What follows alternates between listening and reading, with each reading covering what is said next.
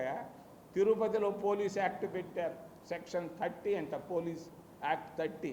ఎందుకు పుణ్యక్షేత్రంలో police act Chandrababu Naidu?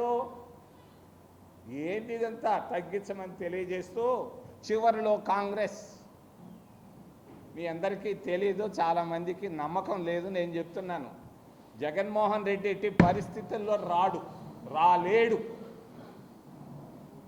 Chandrababu Naidu ఈరోజు జగన్మోహన్ రెడ్డి పరిస్థితి చంద్రబాబు నాయుడుకి రాబోతా ఉంది.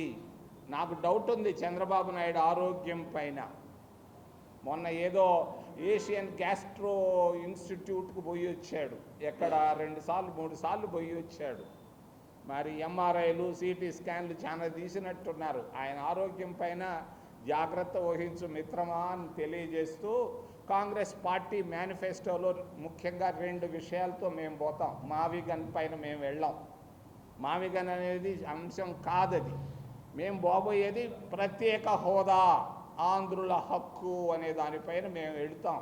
రేపు రాబోయే మేనిఫెస్టోలో కాంగ్రెస్ పార్టీ అధికారంలోకి రాగానే ప్రత్యేక హోదానిచ్చి ఆంధ్రప్రదేశ్ రాష్ట్రానికి ఆర్థిక సమస్యలు తీరుస్తాం. రెండవది, ఈ మధ్యకాలంలో అందరూ దళితుల పైన పడ్డారు.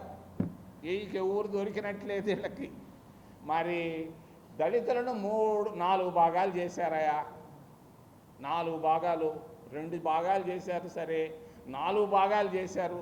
మళ్ళీ దళితులు ఎవరైనా కానీ చర్చకు పోతే వాళ్ళ దళిత హోదా పోతూ ఉంది. గిరిజనులకు ఉంది, ఎస్సీలకు ఎందుకు లేదు? మరి దీనికి కారణం కూడా ఉంది. మేము మేనిఫెస్టోలో పెడతాం. మా కాంగ్రెస్ మేనిఫెస్టోలో రేపు రాబోయే ఎన్నికల్లో మేనిఫెస్టోలో పెట్టి దళిత క్రైస్తవులకు కూడా దళిత స్టేటస్ ఇస్తామని చెప్పి మేనిఫెస్టోలో పెట్టి, మేము ప్రభుత్వానికి రాగానే, కాంగ్రెస్ పార్టీ కేంద్రంలోకి రాగానే మరి రాజ్యాంగ సవరణ చేసి దళిత క్రైస్తవులందరికీ దళిత స్టేటస్ ఇస్తామని తెలియజేస్తూ, ఏదైనా ప్రశ్నలుంటే అడగమని.